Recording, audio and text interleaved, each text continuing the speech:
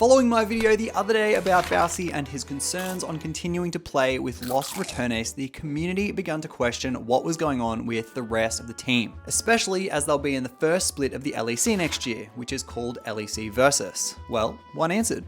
On his personal socials earlier today, Los Returnes support Rekkles had all this to say. You can pause it if you'd like, but condensed, he addresses Los Returnes 2025, 2026, Twitch and YouTube and world streaming. He says that leaving Korea for Los Returnes was meant to be a mix of playing and recovery after some tough years in 2021 to 2023. And his 2024 with T1 was incredible, but he wanted to be closer to his own culture, his home and his family. And in 2025, that worked out. His move home gave him the space he needed mentally while also discarding the baggage. And this season, the team met his expectations. They won nearly everything they could while still enjoying the process. But toward the end of the season, which is pretty similar to how Baus described it, they lost some of the positive team spirit, which they will address moving forward and recorrect the path of the team, because I think that's Los Returnes' biggest strength. Now with EMEA done, only Worlds co-streaming and the Red Bull event remain before 2026 prep begins. He will co-stream the rest of Worlds, then be going on a short vacation in Patagonia before heading home to Munich. And after all that, he'll pause Twitch and YouTube to fully focus on Los Returnes. Now some might question in regard to his autism diagnosis. He says he can get overstimulated easily, so he needs to manage his energy carefully within relocation and preparation for the season to come.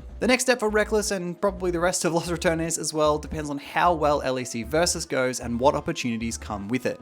It might be a flop, it might be the door to the future, only time will tell. Outside of all this though, Rekkles' in-game performance has been amazing with and since returning from T1. He even held the top 3 accounts KDA-wise in all of EUS solo queue above Master at 7.19 on his 1300 plus LP Challenger main, 6.88 and 5.72 on his 1000 LP GM accounts. Mirroring these stellar KDA performances in solo queue, he went deathless in the entirety of NLC spring seeding, where Los Returnes achieved a perfect 4-0. His tally for that series was 2 kills, 0 deaths, and 84 assists. And in NLC Summer, he even had a game on ADC where he went 6-0-13 on Senna with Cadril as his support, showing his strength on his all-rolled AD carry still remains. Now, as I'm sure we're all very excited to watch Los Returnes compete against the best in LEC Versus 2026, I'll be covering most of what they do on this channel, so be sure to subscribe so you don't miss out. We're almost within the last 20 toward 200,000, which is a huge milestone for this channel. Anyway,